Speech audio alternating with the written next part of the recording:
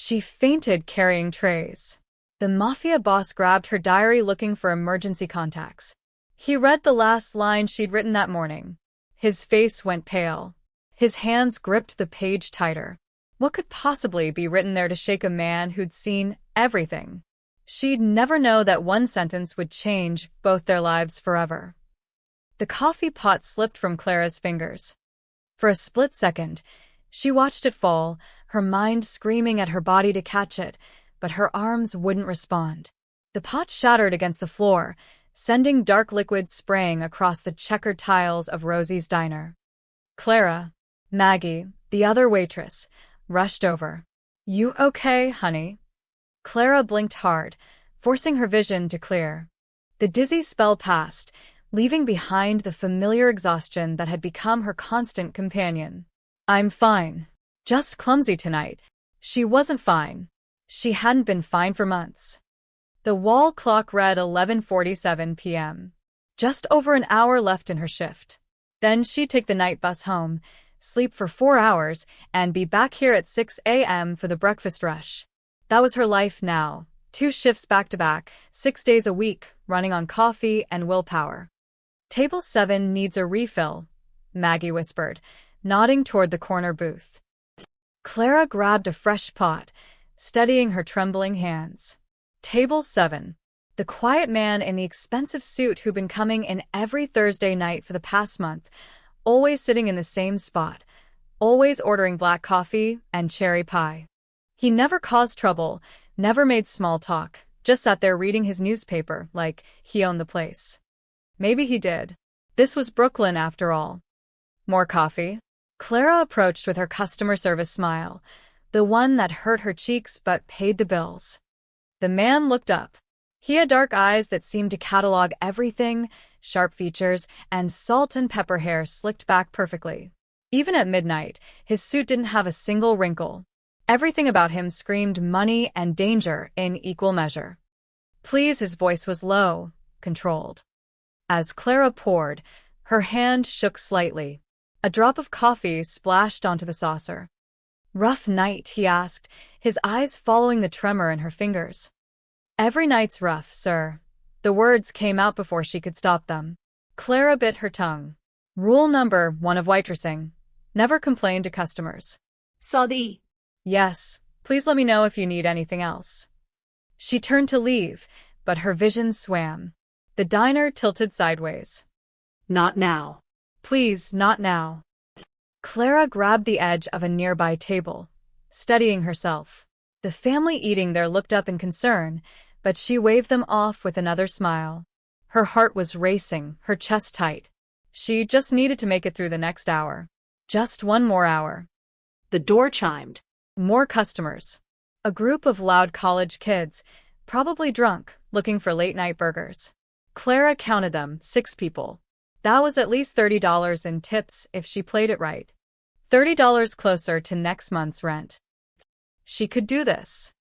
Clara grabbed her notepad and headed toward them, but halfway across the diner, her legs buckled. The tray she'd been carrying, loaded with dirty dishes from table 3, crashed to the floor. The sound was deafening in the quiet diner. Plates exploded into ceramic shrapnel. Glasses shattered. And Clara went down with them, her knees hitting the tiles hard before her whole body followed. The world went dark at the edges. She heard screaming. Maggie's voice, high and panicked. "Someone call 911. Clara's not breathing right. Give her space." Another voice, male, commanding. Footsteps approached quickly. Strong hands turned her over gently. Clara's eyes fluttered open to see the man from table 7 kneeling beside her, his expensive suit now stained with coffee. His dark eyes were intense, focused entirely on her face. "Stay with me," he said firmly. "What's your name?" "Clara," she whispered. Her chest felt like it was being crushed. "I'm okay, I just need—" "You're not okay," he looked up at someone. "Where's her bag? She might have medication." "Here." Maggie thrust Clara's worn canvas bag toward him. The man, Clara still didn't know his name, unzipped it without hesitation. Clara wanted to protest, to tell him not to look through her things, but she couldn't find the breath. She watched helplessly as he rifled through her bag. A cracked phone, a mostly empty wallet, a pack of generic painkillers, loose change, a granola bar she'd been saving for tomorrow's lunch, and Her diary. "No," Clara tried to say, but it came out as barely a whisper. He pulled out the small leather-bound book, probably looking for emergency contact information on the inside cover. Clara's heart raced even faster. That diary held everything, her fears, her pain, her secrets. Things no one was supposed to see. The man flipped it open. His eyes scanned the first page, then he flipped to the back, likely looking for recent entries with phone numbers. Clara watched his face as he read the last line she'd written just this morning, sitting on her bathroom floor at 5 a.m., before anyone else in her apartment building was awake. His expression changed. The controlled, almost cold demeanor cracked. His jaw tightened. His fingers gripped the diary harder, and for a moment, he just stared at the page, completely still. Around them, chaos continued. Maggie was crying. The cook had come out from the kitchen. Someone said the ambulance was 3 minutes away, but the man from table 7 didn't move. He just kept staring at that last line, his dark eyes fixed on Clara's handwriting. Finally, he looked down at her. When their eyes met, Clara saw something she didn't expect. Recognition. Not of her face, but of her pain. As if her words had reached through and touched something buried deep inside him. "What's your brother's name?" he asked quietly. Clara's blood went cold. How did the diary? He'd read it. He'd read what she wrote. "I'm sick and it's getting worse. The doctor said I need treatment I can't afford. But I can't stop working. I can't let Jake know. My brother's future depends on me. If I quit now, we lose everything. So I'll keep going until I can't anymore. Maybe that makes me stupid. But Jake's going to college. He's going to have the life I never got. Even if it kills me." "You read my..." Clara's voice broke. The man carefully placed the diary back in her bag, then met her eyes again. When he spoke, his voice was different, softer, but with an edge of steel underneath. "You're going to be fine," he said. It wasn't a comfort. It was a command, as if he could will it into existence through sheer force. "The ambulance is coming. But I need you to understand something." He leaned closer, and Clara caught the scent of expensive cologne mixed with gun oil, a strange combination that should have scared her but somehow didn't. "You don't have to carry this alone anymore." Before Clara could ask what he meant, the paramedics burst through the door. The man stood up smoothly, stepping back to give them room. As they loaded her onto a stretcher, Clara kept her eyes on him. He stood there in his ruined suit, her words from the diary clearly still echoing in his mind, watching her with an expression she couldn't quite read. And in his pocket, she noticed, was the corner of her diary, the leather just barely visible. He'd kept it. As the ambulance doors closed, Clara's last thought before unconsciousness took her wasn't about her failing body or the medical bills she couldn't pay. It was about the dangerous man in the expensive suit and the way he'd frozen when he read her words, as if they'd changed something fundamental inside him. She didn't even know his name. But somehow, Clara had the feeling that after tonight, her life would never be the same. Adrien Rousseau didn't do hospitals. The sterile smell reminded him of the night his father died, shot 3 times outside a warehouse in Red Hook, bleeding out before the ambulance even arrived. Adrien had been 17, holding his father's hand, watching the life drain from his eyes. That was the night he learned that showing weakness got you killed. 20 years later, he'd built an empire on that lesson. Yet here he stood in the waiting room of Brooklyn Methodist Hospital at 1 a.m., his $2,000 suit ruined with coffee stains, holding a dying woman's diary in his pocket like it was a loaded gun. Boss Marco appeared at his elbow, his consigliere's face tight with concern. "We need to leave. You've been here 40 minutes. People are starting to notice." Adrien didn't move. Through the emergency room doors, he could hear the muffled sounds of doctors working on Clara. Her name was Clara. He'd learned that much before she collapsed. "The car's out front," Marco pressed. "We have the meeting with the Castellano family at 2. We can't be late." "Cancel it." Marco's eyes widened. "Boss, we've been trying to set this meeting up for 3 months. If we cancel now—" "I said cancel it." Adrien's voice was quiet, but Marco knew that tone. It was the same tone Adrien used right before someone ended up in the East River. Marco stepped back, pulling out his phone to make the call. But he couldn't hide his confusion. In the 15 years he'd worked for Adrien Russo, he'd never seen the man show interest in anything that didn't involve money, power, or revenge. Adrien was a machine, calculating, cold, efficient. He eliminated problems, expanded territory, and showed mercy to no one. That was why people feared him. That was why the Russo family controlled half of Brooklyn. But tonight, something had changed. Marco finished the call and pocketed his phone. Done. "But boss, I gotta ask, who is she?" Adrien's hand unconsciously touched the diary in his pocket. "A waitress." "A waitress," Marco repeated the words like they were in a foreign language. "You're standing in a hospital waiting room, missing a crucial meeting, for a waitress?" "She served me coffee every Thursday for a month. Smiled every time, even though she was exhausted. Even though—" Adrien stopped himself. "Even though she was dying." He pulled out the diary, opening it to that last page. Clara's handwriting was neat but hurried, like she'd written it in stolen moments between shifts.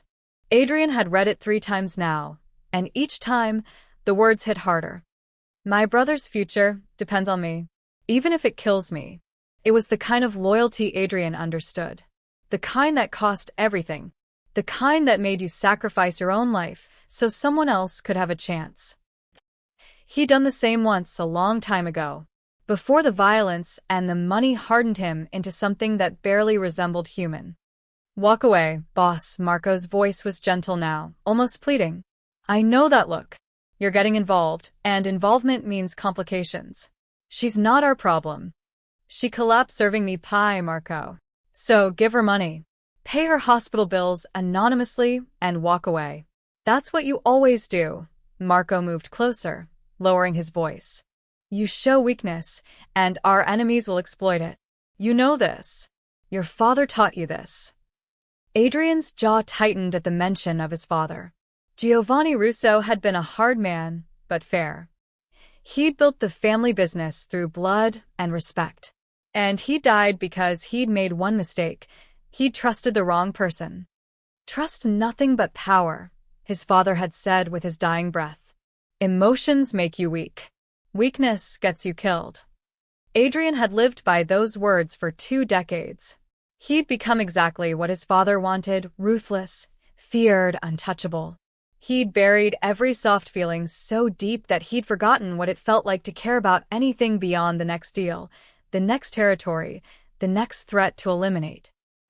Then tonight, he'd read 7 words that somehow cracked that armor. "My brother's future depends on me." "She reminds you of someone," Marco said suddenly, understanding dawning on his face. "Your sister." Adrien's hand clenched around the diary. "Don't." "Boss, Sophia died 15 years ago. You couldn't save her then. You can't save every—" "I said don't." Adrien's voice was ice. Marco raised his hands in surrender. "I'm just saying, getting emotionally involved with some random waitress because she reminds you of—" "She's not random." Adrien finally looked at his consigliera. "She's been working herself to death in that diner, smiling at customers, pretending everything's fine. Fighting alone. And nobody noticed. Nobody cared. So now you care?" Marco's voice held disbelief. Adrien Russo, the man who had Tommy Ricci's hands broken for skimming $200, cares about a sick waitress? "Tommy stole from me. She's never taken anything from anyone." Adrien slipped the diary back into his pocket. "She's just trying to save her brother." A doctor emerged from the emergency room, clipboard in hand. Adrien was across the waiting room before the man could blink. "Clara Bennett," Adrien said. "How is she?" The doctor looked confused. "Are you family?" "Yes," the lie came easily. Adrien had learned long ago that confidence made truth irrelevant. The doctor sighed. She's stabilized, but her condition is serious. Severe anemia, malnutrition, and what appears to be an undiagnosed heart condition. She needs immediate treatment and rest. Instead, her records show she's been working double shifts 6 days a week. He shook his head. If she continues like this, she'll be dead within 6 months. 6 months. Adrien felt something he hadn't experienced in years. Genuine anger that wasn't about business or betrayal. This was something else. Something protective and fierce. What does she need? Adrien asked. Treatment, medication, and most importantly, she needs to stop working herself into an early grave. But according to her insurance, or lack thereof, none of that's happening. The doctor's expression was sympathetic but resigned. See it all the time. People choosing between survival and bills. Usually the bills win. Not this time, Adrien thought. Can I see her? She's sedated. Won't be awake until morning. The doctor checked his clipboard. You can come back during visiting hours. 8 a.m. Adrien nodded and turned to leave. Marco followed silently until they reached the parking lot where Adrien's black Mercedes waited, his driver standing at attention. You're really doing this, Marco said. It wasn't a question. Adrien opened the car door, but paused. My father taught me that emotions make you weak. Maybe he was right. Maybe this is the stupidest thing I've ever done. He pulled out Clara's diary one more time, looking at it in the dim parking lot light. But she's fighting alone, Marco. And I remember what that feels like. He climbed into the car, the diary still in his hand. For the first time in 15 years, Adrien Russo felt something pierce through the armor he'd built around himself. It was uncomfortable, unfamiliar, and potentially dangerous. But as the car pulled away from the hospital, Adrien didn't tell his driver to take him home. Instead, he said, find out everything about Clara Bennett. Where she lives, who her brother is, what she owes, who she owes it to. I want a full report by morning. Marco stared at him from the front seat. Boss. And Marco? Adrien met his eyes in the rearview mirror. Not a word to anyone. This stays between us. As the city lights blurred past, Adrien opened the diary again, reading Clara's words one more time. His father would have called this weakness. But Adrien was beginning to think that maybe, just maybe, his father had been wrong about some things. Clara woke to fluorescent lights and the steady beep of a heart monitor. For a moment, she didn't remember where she was. Then it all came flooding back. The diner, the collapse, the man from table 7 reading her diary. Her hand flew to her chest, panic rising. Easy there, honey, a nurse appeared, adjusting the 4 in Clara's arm. You're at Brooklyn Methodist. You gave everyone quite a scare last night. What time is it? Clara's voice was hoarse. Almost 9 a.m. 9 a.m. Clara's eyes widened. She should have been at the diner 3 hours ago for the breakfast shift. Maggie would be covering, but she couldn't handle the morning rush alone. Clara would lose tips, maybe even her job. She couldn't afford to lose her job. I need to leave, Clara sat up too quickly. The room spun, but she gritted her teeth against the dizziness. I need to sign myself out. Ms. Bennett, you collapsed from exhaustion and malnutrition. The doctor wants to run more tests. I can't afford tests. Clara was already pulling the 4 from her arm, ignoring the nurse's protests. I don't have insurance. I can't pay for this. I need to go. You need to rest. I need to work. Clara swung her legs over the side of the bed. Her clothes from last night were folded on a chair, coffee-stained and wrinkled. Perfect. Please, I'm fine. It was just a dizzy spell. I'll take it easy, I promise. It was a lie, and they both knew it. The nurse opened her mouth to argue, but the door swung open. Clara looked up, expecting a doctor. Instead, she saw him. The man from table 7 stood in the doorway, no longer wearing the coffee-stained suit. Now he wore all black, expensive slacks, a fitted shirt, and a leather jacket that probably cost more than Clara's entire year of rent. Behind him stood 2 men, both built like brick walls, wearing matching dark suits and cold expressions. They looked like they'd walked straight out of a Mafia movie. Clara's heart rate spiked. The monitor beeped faster. "Who are you?" she demanded, pulling the thin hospital blanket around herself protectively. The man stepped inside, and his two companions positioned themselves by the door like guards. The nurse took one look at them and quickly excused herself, practically running out of the room. "My name is Adrien Russo." His voice was calm, controlled. "We met last night." "I know we met. You went through my bag." Clara's embarrassment morphed into anger, safer than fear.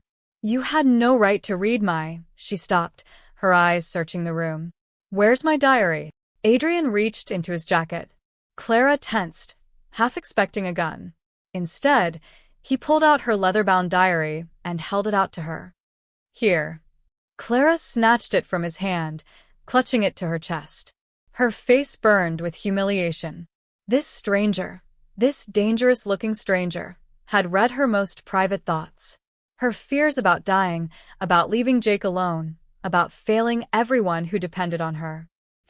"Did you show this to anyone?" Her voice shook despite her attempt to sound strong. "No." Adrien's dark eyes held hers. "Your secrets are yours." "Then why are you here?" Clara demanded. "Why did you come to the hospital? Why do you have—" She gestured at the two silent men by the door. "An entourage?" One of the men, tall, with graying hair at his temples, spoke up. "Ms. Bennett, Mr. Russo wanted to ensure you were receiving proper care." "I don't need anyone ensuring anything." Clara stood up, swaying slightly, but refusing to sit back down. "I'm checking myself out.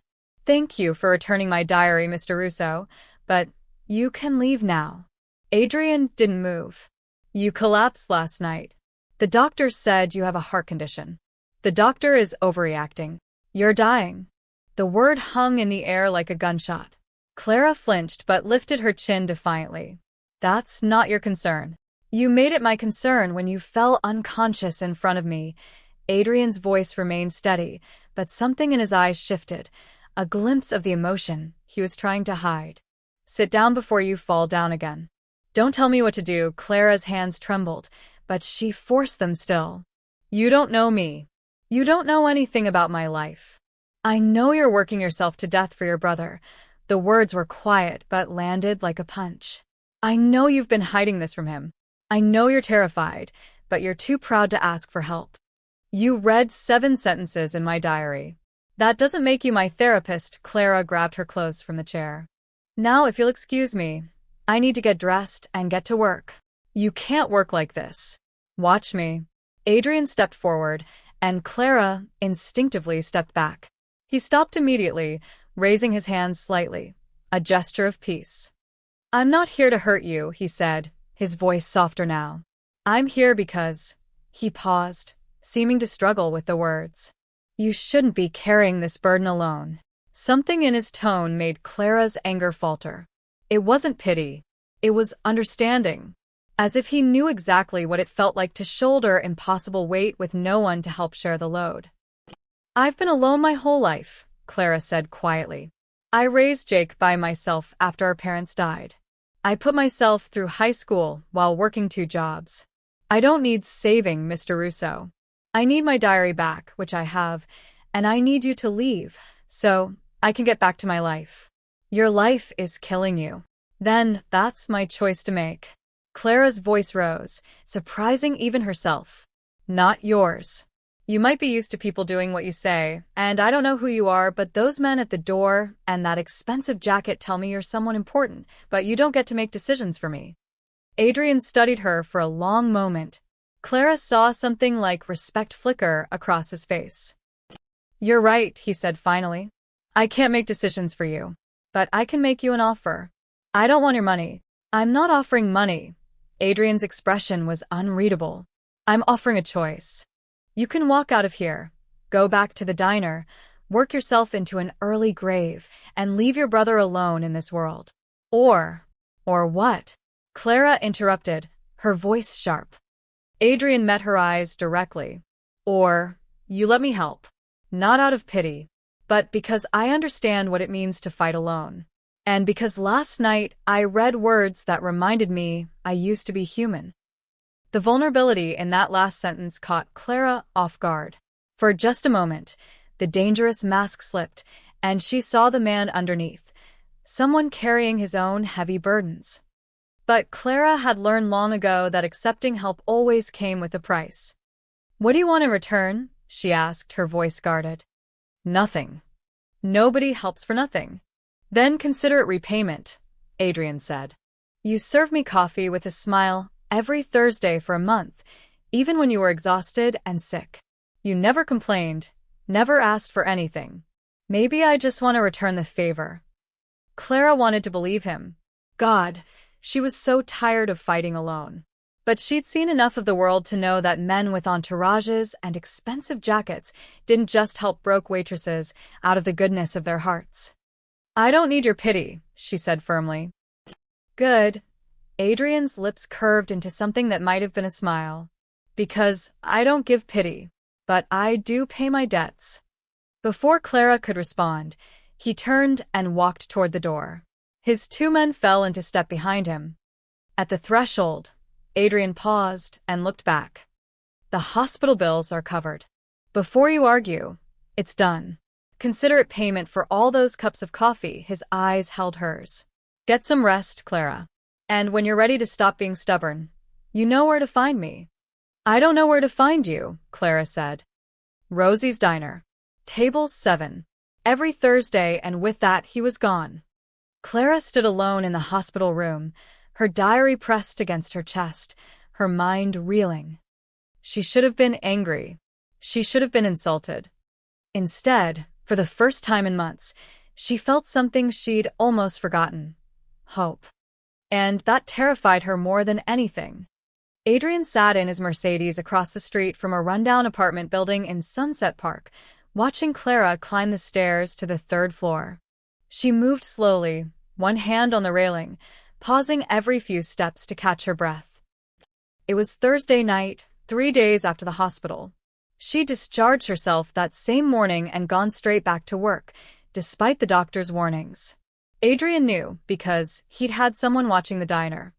"Boss, this is getting weird," Marco said from the driver's seat.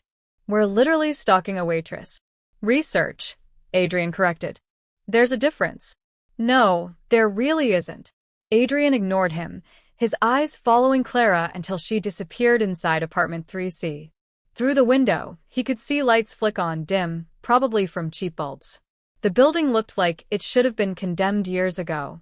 Cracked concrete, rusted fire escapes, windows patched with cardboard. This was where she lived. This was where she came home after 16-hour shifts, where she hid her illness, where she pretended everything was fine. The file Marco had compiled sat on Adrien's lap. Clara Bennett, 26 years old. Parents died in a car accident when she was 19 and her brother Jake was 11. No other family. She dropped out of community college to raise him, working multiple jobs to keep them fed and housed. Currently 3 months behind on rent, owed money to half a dozen creditors, and facing eviction at the end of the month. And through it all, she kept Jake in school, made sure he had everything he needed. "The kid's smart," Marco had said when presenting the file. "Straight A's, member of the debate team, applied to 6 colleges. Teachers say he's got real potential. Potential that would die if his sister did." Adrien was about to tell Marco to drive away when the apartment door opened again.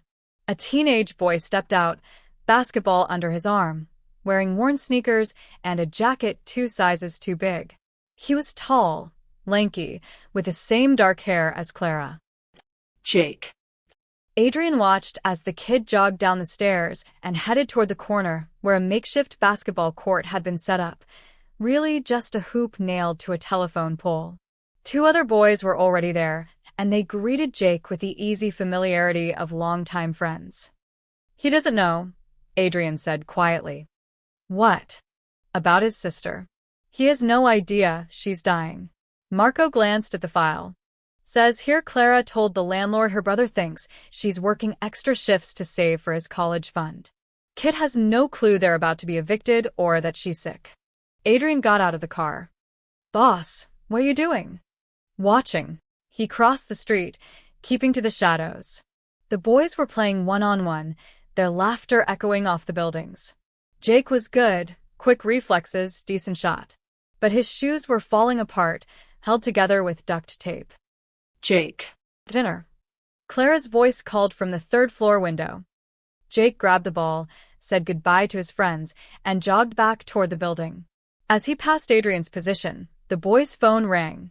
He answered it, and Adrien heard his side of the conversation. Yeah, Mom's working late again. No, I'm fine. She left money for pizza. I know, I'll eat vegetables tomorrow, Jake laughed. She worries too much. I keep telling her I can take care of myself, but she acts like I'm still a kid. Adrien's chest tightened. Jake called Clara Mom, and he had no idea that his mom was sacrificing her life for him. Jake disappeared inside the building. Adrien returned to the car. What now? Marco asked. The rent. How much does she owe? Marco consulted the file. 3 months at $1,200 a month. $3,600 total. Landlord filed eviction papers yesterday. Pay it. Anonymously. Boss. Pay it tonight. Make it look like a clerical error or a Good Samaritan fund. I don't care. Just make sure they can't trace it back to me. Marco sighed but pulled out his phone. What else? The bills in the file. Medical, utilities, credit cards. Pay them all. Set it up so the payments come from different accounts, different sources. Make it look random. You realize this is insane, right? Marco was already typing. We're in the business of breaking legs, not playing fairy godmother. We're in the business of power, Adrien corrected. And sometimes power means helping people who deserve it. Since when? Since he read 7 words that reminded him of his sister. Sophia had been 17 when she died, overdosed from pills she'd taken to stay awake studying. She'd been working 2 jobs and taking night classes, trying to help Adrien pay off their father's debts after he was killed. Adrien had told her to stop, that he'd handle it, but Sophia was stubborn. She'd pushed herself too hard, and one night her heart just gave out. Adrien had been 22, already deep in the family business, already building his reputation as someone who showed no mercy. And when Sophia died, whatever small piece of humanity he had left died with her. Until 3 nights ago, when he saw that same deadly determination in a waitress's eyes. Clara was Sophia, fighting alone, working herself to death, too proud to ask for help.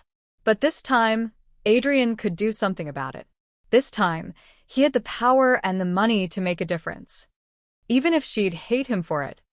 The kids' college applications, Adrien said. Which schools? Marco scrolled through the file.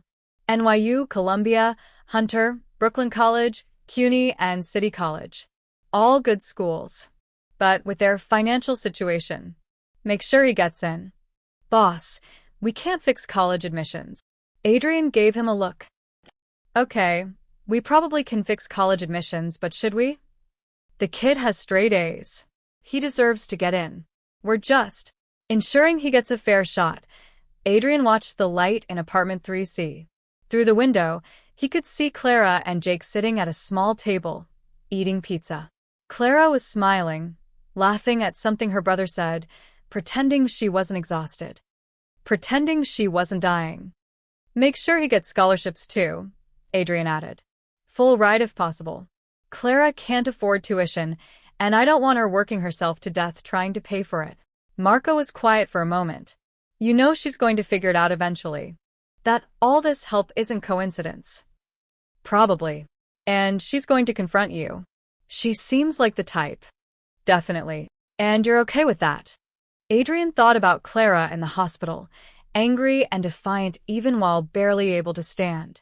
She had fire in her, a strength that reminded him of everything he'd lost and everything he'd forgotten how to feel.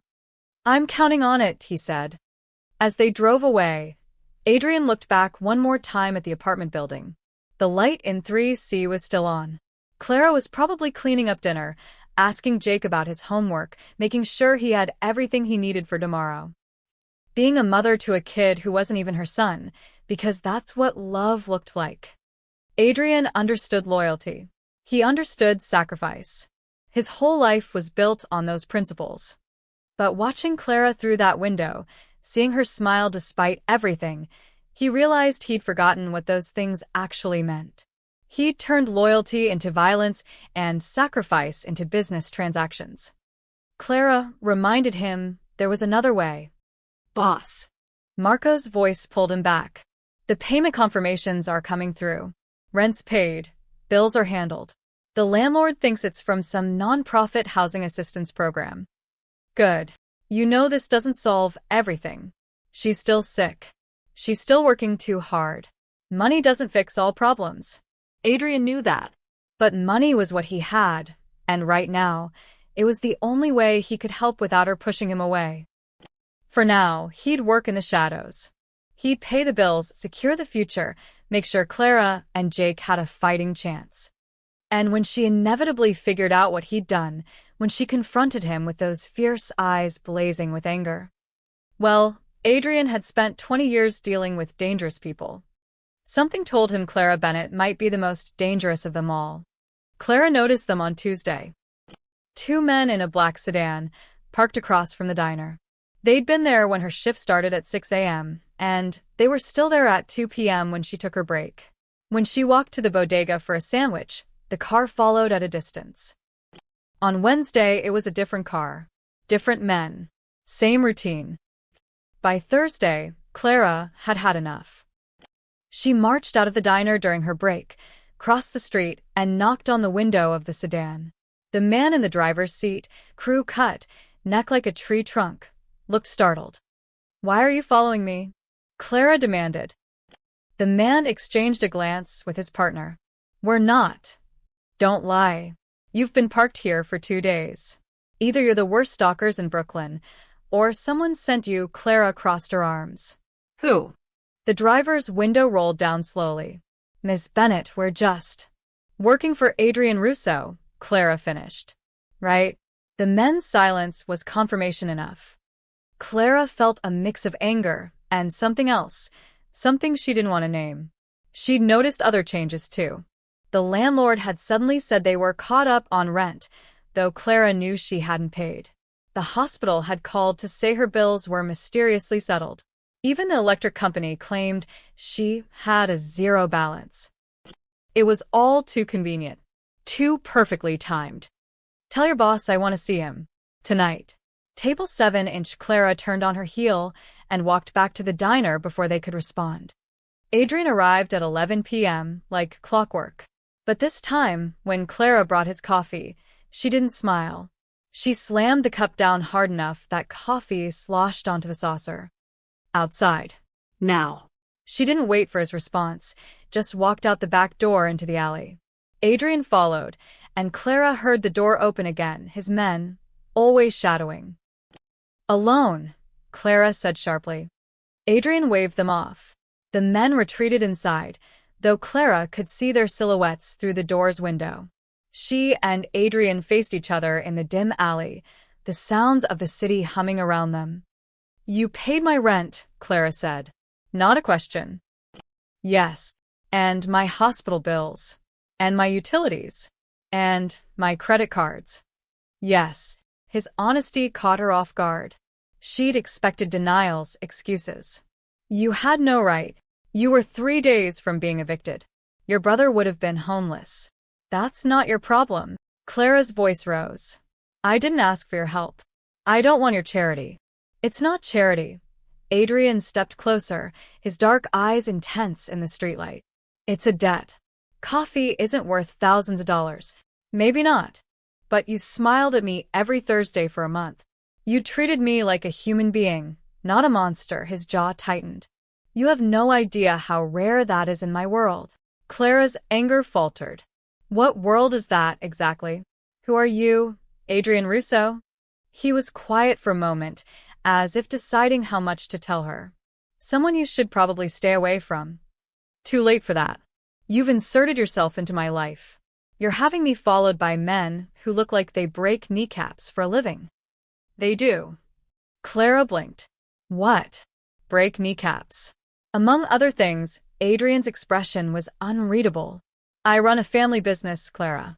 The kind that doesn't make it into legitimate newspapers. The kind that operates in shadows and survives through fear. The Mafia. Clara had suspected, but hearing it confirmed made her heart race. You're a criminal. Yes. And you're involving me in whatever. This is, she gestured between them. Why? Adrien pulled her diary from his jacket. He'd been carrying it again. Because I read this and I saw my sister. Sophia worked herself to death trying to help me pay off debts after our father was killed. She was 17. And I let it happen because I was too proud, too focused on building power, to see what it was costing her. His voice roughened. By the time I realized, it was too late. Clara's anger melted into something softer. Adrien, I can't save Sophia. But I can help you. He held out the diary. I know you don't want my help. I know you're too proud to accept it. But your brother needs you alive, Clara. And right now, you're on the same path Sophia was.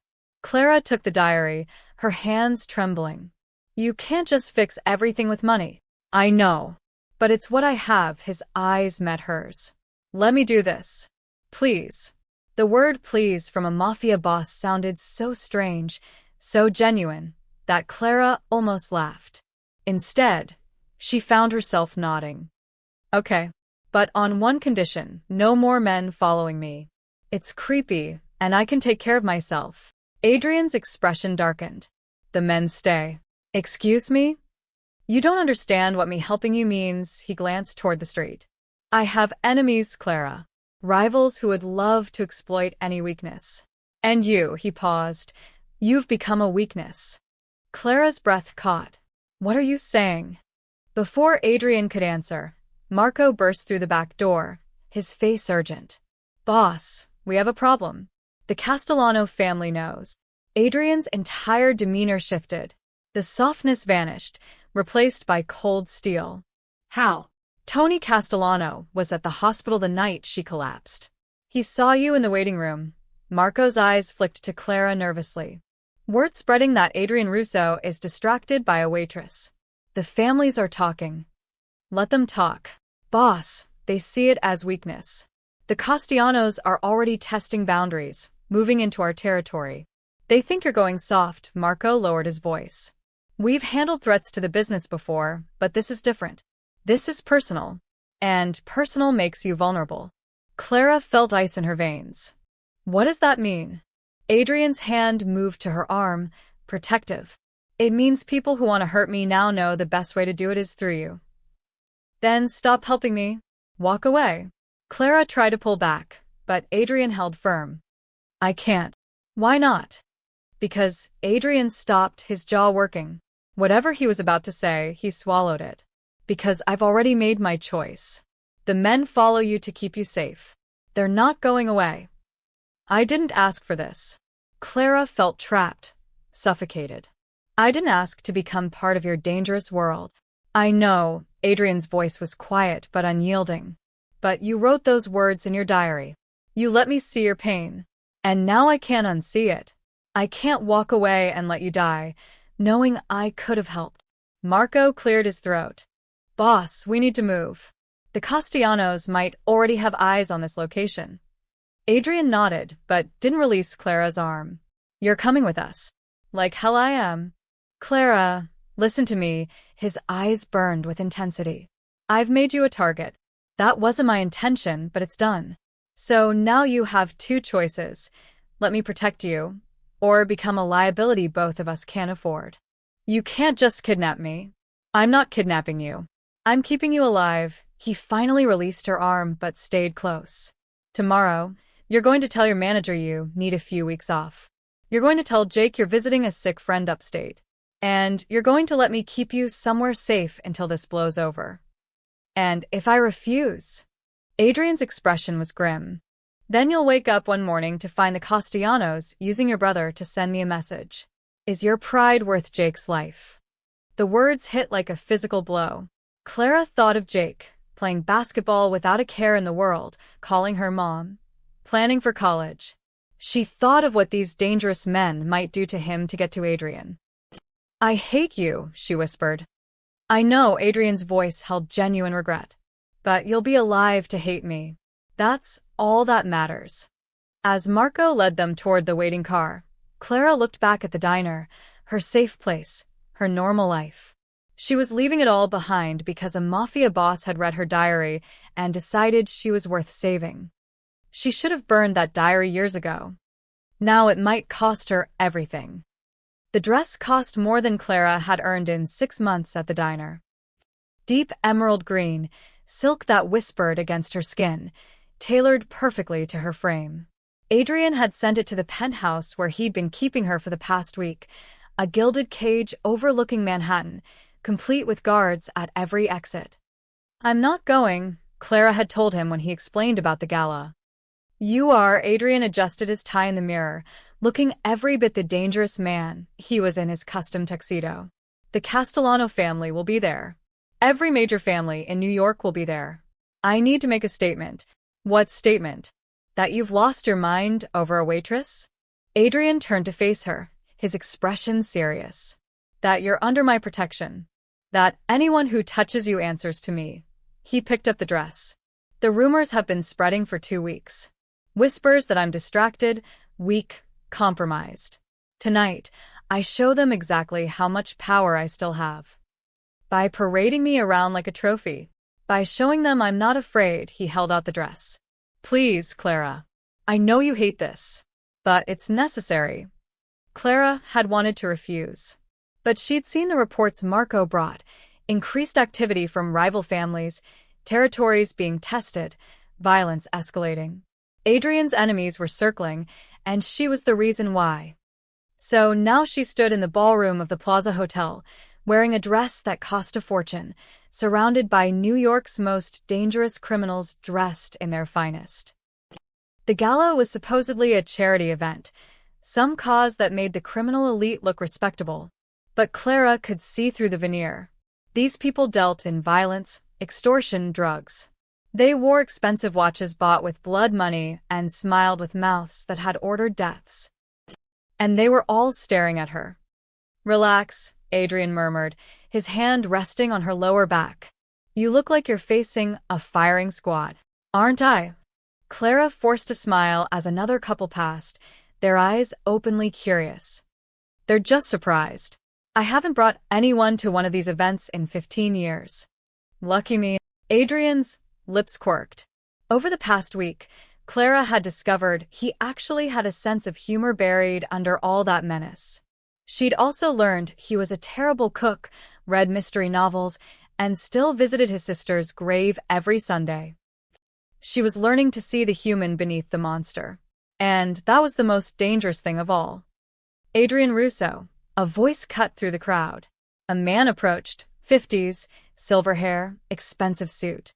His smile didn't reach his eyes. "I heard rumors you'd found a new companion." "Tony Castellano." Adrien's hand tightened slightly on Clara's back. "This is Clara Bennett." Tony's eyes raked over Clara like she was a piece of meat. "Charming. Tell me, Miss Bennett, what does a pretty young thing like you see in our Adrien? Besides his wallet, of course."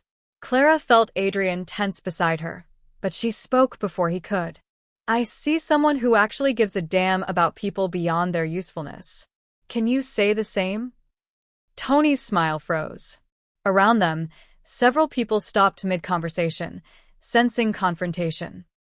Then Tony laughed, a harsh, barking sound. "She's got fire." "I can see the appeal." He leaned closer to Adrien. "But fire burns out, my friend. Especially when you're distracted playing house with a girl who doesn't belong in our world." "This conversation is over." Adrien's voice was ice. "Is it?" Tony's eyes glittered with malice. "Because word on the street is you've gone soft. Paying bills for waitresses. Missing meetings. Leaving territory undefended. Makes a man wonder if the great Adrien Russo has finally found his weakness." Clara saw Adrien's hand clench. The air between the two men crackled with violence. Marco appeared at Adrien's shoulder. "Boss, not here." Tony smirked and walked away, but the damage was done. Clara could feel eyes on them, whispers spreading like wildfire. "I'm sorry," Clara said quietly. "I shouldn't have." You are perfect, Adrien guided her toward the bar. But he's right about one thing. You don't belong in this world. Before Clara could respond, the room tilted. It was subtle at first, just a slight dizziness. Clara blinked hard, trying to focus. She'd been feeling off all day, but had ignored it. She had to get through tonight, had to prove she could handle this world, had to show Adrien she wasn't just a liability. Clara? Adrien's voice seemed far away. Are you all right? Fine. Just. Need some air. But when she tried to walk, her legs wouldn't cooperate. The ballroom swirled, a kaleidoscope of tuxedos and gowns. Her heart hammered against her ribs. Too fast, too irregular. Not now. Please, not now. Clara. Adrien's arm wrapped around her waist, holding her up. Someone get a doctor? Clara tried to speak, to tell him she was fine, but the words wouldn't come. Her vision narrowed to a tunnel. She could hear gasps, whispers, feel dozens of eyes watching her weakness on display. She was falling. But Adrien caught her, lowering her gently to the floor. His face swam above her, his dark eyes wide with fear, an emotion she'd never seen from him before. Stay with me, he commanded, his hand cupping her face. Clara, stay with me. Around them, the whispers grew louder. She's collapsing. Told you she was a liability. This is what happens when you bring civilians into weakness. Enough. Adrien's voice cracked like a whip through the ballroom. The whispers died instantly. He stood, pulling Clara up with him, supporting her weight entirely. She sagged against him, barely conscious, but she heard every word he spoke next. You want to talk about weakness? Adrien's voice was deadly calm as he addressed the room. This woman works 2 jobs to keep her brother fed. She's fought every day of her life with no money, no power, no army to back her up. She's sick, exhausted, and she still has more courage than any of you will ever have. Silence. Complete, absolute silence.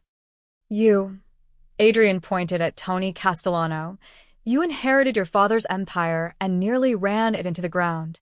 You, he pointed at another man, you hide behind your soldiers and haven't thrown a punch in 20 years. All of you, with your money and your guns and your power, and you've never had to fight for anything real. Adrien's arm tightened around Clara. She fights harder than any of you cowards ever will. And if that makes me weak for respecting her, then I'm the weakest man in this room. But at least I'm honest about it. He lifted Clara into his arms, cradling her against his chest. Anyone who has a problem with that can take it up with me directly. You know where to find me. As Adrien carried her toward the exit, Clara managed to open her eyes enough to see the faces of New York's criminal elite, shocked, silent, uncertain. Adrien Russo had just declared war on anyone who threatened her. And he'd done it in front of everyone. You're insane, Clara whispered against his chest. Probably. His arms tightened around her. But you're alive. That's all that matters. As they left the plaza, Clara realized something terrifying. She was falling for this man. This dangerous, impossible man who'd read her diary and decided she was worth fighting for. She'd spent her whole life being strong, being independent, refusing help. But in Adrien's arms, for the first time, she felt safe enough to be weak. And that scared her more than anything. Clara opened her eyes to find Adrien sitting beside her hospital bed, still wearing his tuxedo from the gala. His jacket was off, sleeves rolled up, tie loosened.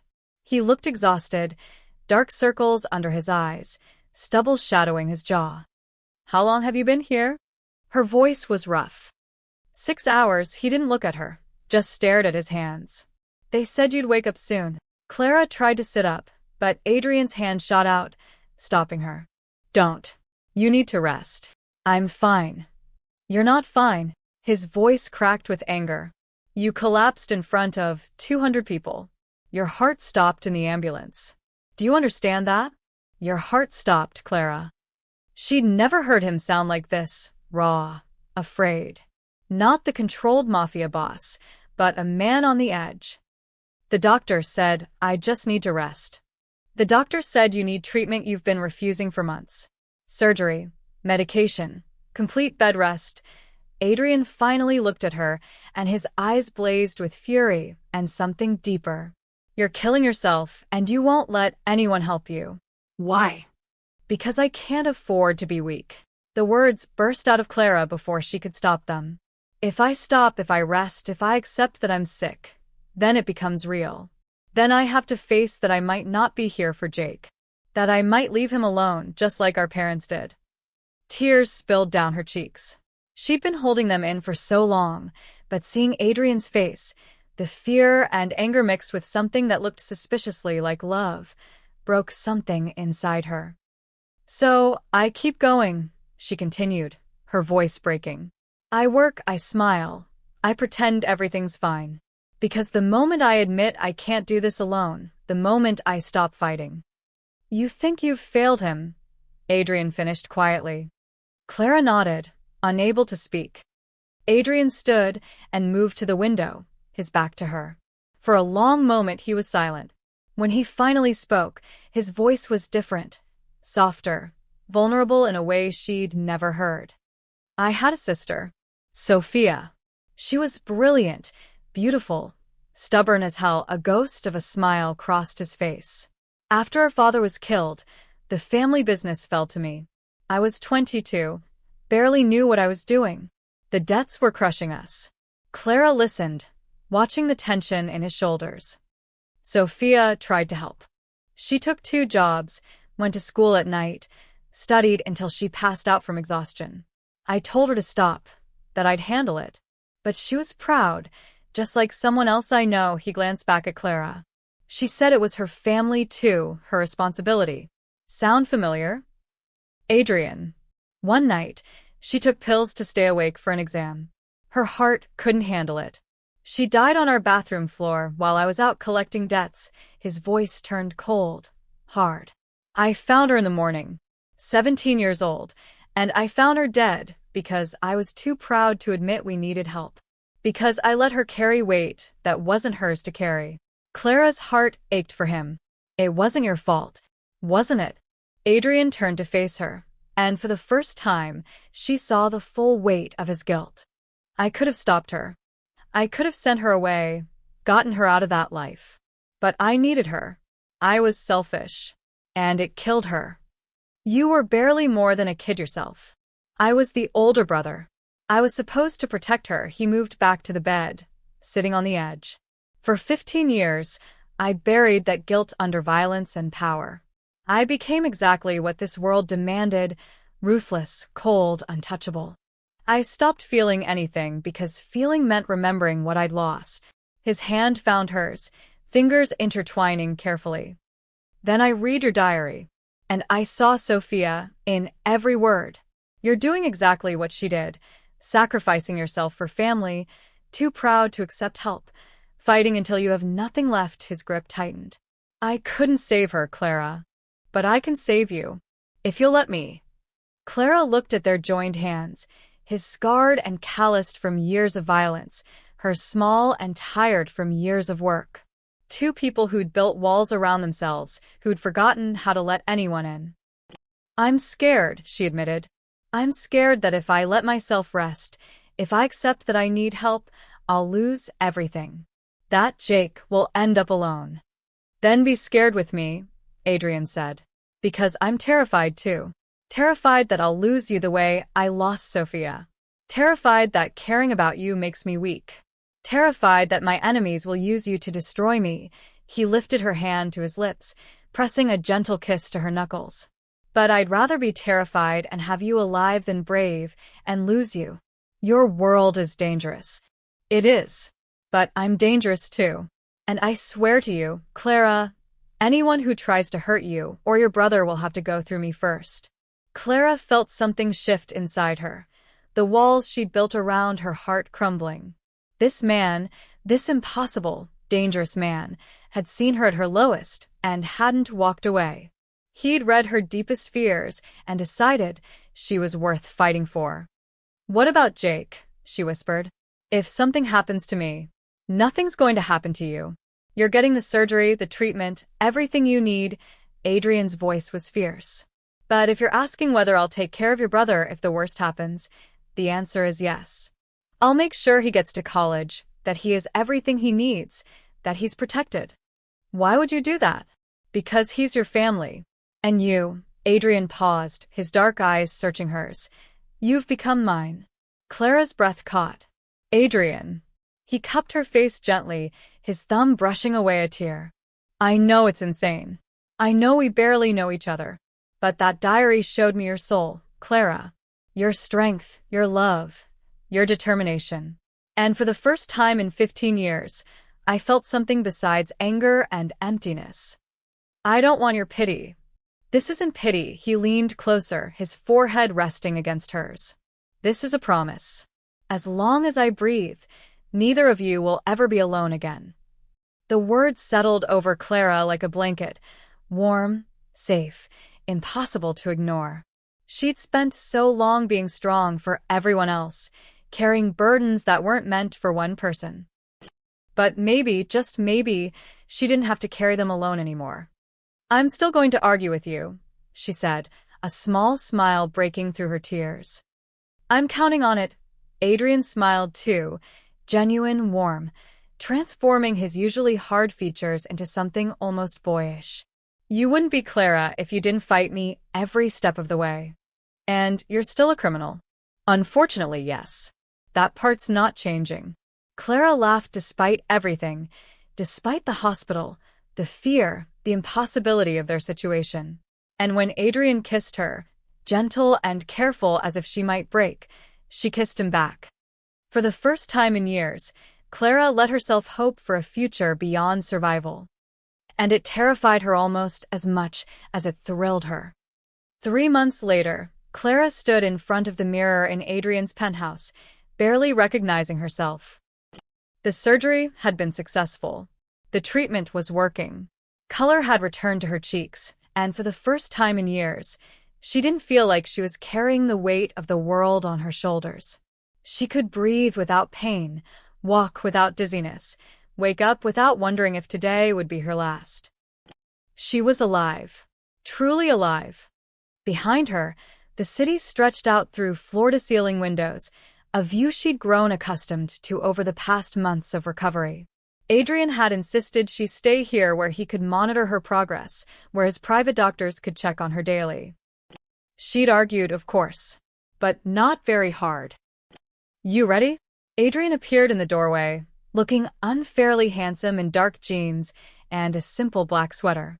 Casual Adrien was still something Clara was getting used to. No suits, no armor, just the man underneath. Nervous, Clara admitted. Today was the day Jake would visit the penthouse for the first time. She'd been video chatting with him throughout her recovery, telling him she was staying with a friend upstate while receiving treatment. But now it was time for him to meet the man who'd changed everything. The doorbell rang. Adrien squeezed her hand once before going to answer it. Jake stood in the hallway, his eyes wide as he took in the opulent space. At 15, he'd grown taller, his frame filling out. He wore new clothes, no more duct-taped shoes, and carried himself with more confidence. Clara. He rushed past Adrien and wrapped his arms around his sister. You look amazing. The treatment really worked.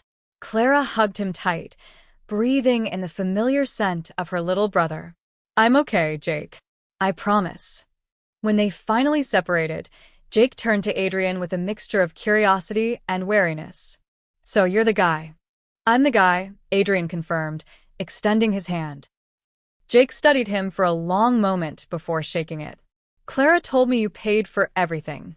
The surgery, the treatment, even. He paused, pulling an envelope from his pocket. Even this. Clara's eyes widened as Jake unfolded the letter.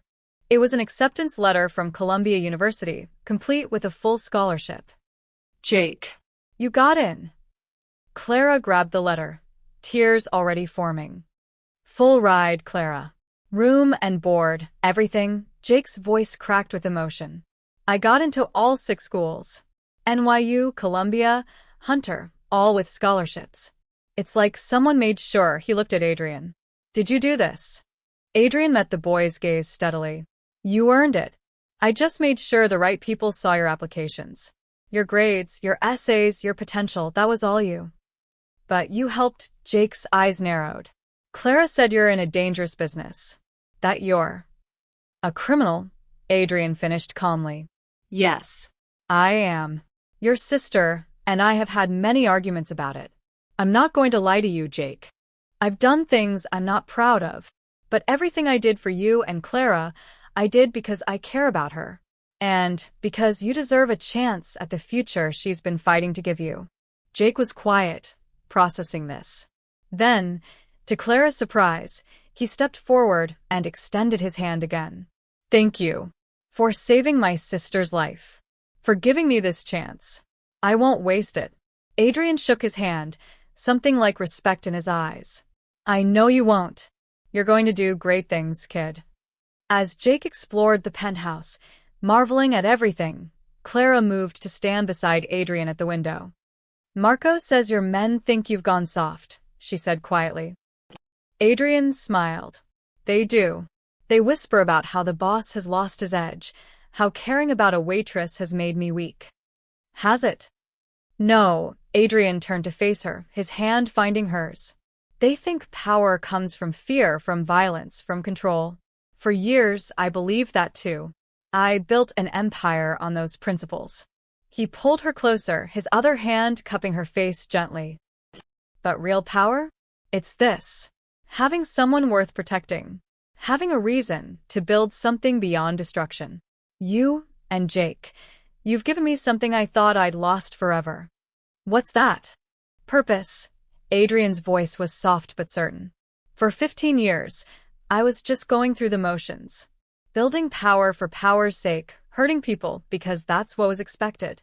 I was good at it, but I was empty. His thumb traced her cheekbone. Then I read 7 words in a diary, and I remembered what it felt like to care about something real. To fight for something beyond territory and money. So you're saying I saved you? Clara smiled. You absolutely saved me. From across the room, Jake called out, Clara, this place has a library. An actual library. They both laughed. Adrien called back. Take whatever books you want. Consider it a graduation present. Clara watched her brother's face light up with joy. No more worry about rent, about food, about whether they'd make it to next month. He was safe. He was happy. He had a future. And so did she. I love you, Clara said, the words surprising even her. They'd been building for months, but saying them out loud felt like crossing a line they couldn't uncross. Adrien's eyes darkened with emotion. I love you too, even though you're stubborn, argumentative, and refuse to let me send you to the diner in an armored car. It was one armored car, and it was excessive. It was practical. It terrified Maggie. They were still laughing when Jake rejoined them, arms full of books. He looked at Clara and Adrien standing together, their hands intertwined, and something shifted in his expression. You're happy, he said to Clara. I haven't seen you actually happy in years. Clara felt tears prick her eyes. I am happy.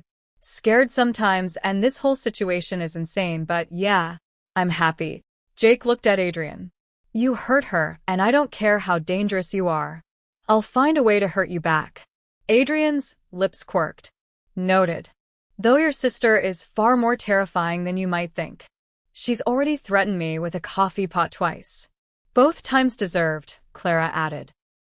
As the afternoon sun streamed through the windows, Clara stood between the 2 most important people in her life, her brother, who had his whole future ahead of him, and the man who'd seen her at her lowest and decided she was worth saving. She'd spent years carrying impossible burdens alone, convinced that accepting help was weakness. But standing here, surrounded by love and possibility, Clara finally understood. Real strength wasn't in fighting alone. It was in letting people stand beside you. Adrien squeezed her hand, and Clara squeezed back, a silent promise between 2 people who'd found each other in the darkness and chosen to step into the light together. She was no longer just surviving. She was living. And for the first time in her life, that was enough.